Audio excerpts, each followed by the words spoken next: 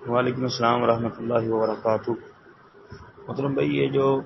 Post ہے کہ نبی علیہ السلام میں جو شخص صبح کے وقت 10 مرتبہ اور شام کے وقت 10 مرتبہ مجھ پر درود پڑتا ہے روز قیامت اسے میری شفاعت نصیب ہوگی، صحیح الجامع کا حوالہ ہے۔ یعنی اس کی تحقیق کر لے کیا یہ صحیح ہے جو 10 مرتبہ کا لکھا ہے، اس میں صحیح الجامع کا حوالہ ہے؟ جی شیخ البانی رحمۃ اللہ علیہ نے صحیح الجامع وغیرہ کے اندر یہ روایت درج کی ہے، بلکہ علامہ حازمی رحمۃ اللہ علیہ نے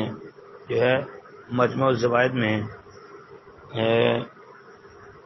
اس روایت کی نسبت طبرانی کی طرف کی ہے کہ 2 سندوں کے ساتھ ہے، ان دونوں میں سے ایک صحیح ہے۔ اب باقی یہ یاد رکھیں کہ طبرانی کبیر کے اندر کچھ صحابہ کی مرویات جو ہیں وہ مفقود ہیں، کیونکہ جو طبرانی ہمارے پاس اس وقت موجود ہے نا، یہ 20 22 24 جلدوں والی، یہ بھی نامکمل ہے، یہ یاد رکھیں۔ اس لیے جو طبرانی کبیر کے اندر روایت نہ ملے تو وہ پھر دیکھ لیں، ظاہر بات ہے وہ یا تو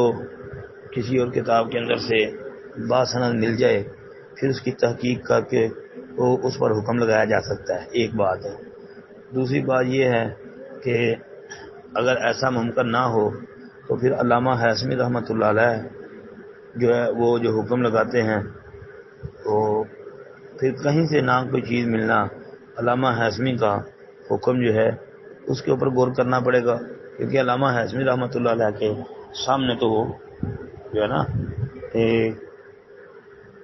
کتابیں موجود تھی مکمل، اس لیے علامہ حازمی رحمۃ اللہ علیہ ان کی طرف نسبت کرتے ہیں نا، ان کا طریقہ کار ہے، مطلب کوئی روایت اپنی کتاب میں بیان کرتے ہیں، مجموع الزوائد میں نقل کرتے ہیں اور کہتے ہیں جی رواہ طبرانی فی الاوسط، رواہ طبرانی فی الکبیر، رواہ طبرانی فی الصغیر، یا اسی طرح رواہ ابو یعلا و رجالہ رجال صحیح، یا رجالہ رجال ثقات، یا رواہ احمد و رجالہ ثقات، رواہ البزار رجالہ رجال صحیح، یا اسی طرح رواہ طبرانی فی الکبیر والاوسط۔ جی اس طرح پھر آگے وہ مزید صراحت کرتے ہیں، تو یہ طریقہ کار ہے۔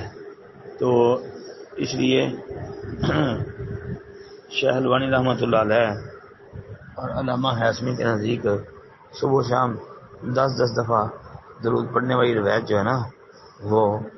حسن ثابت ہے۔ السلام علیکم ورحمۃ اللہ۔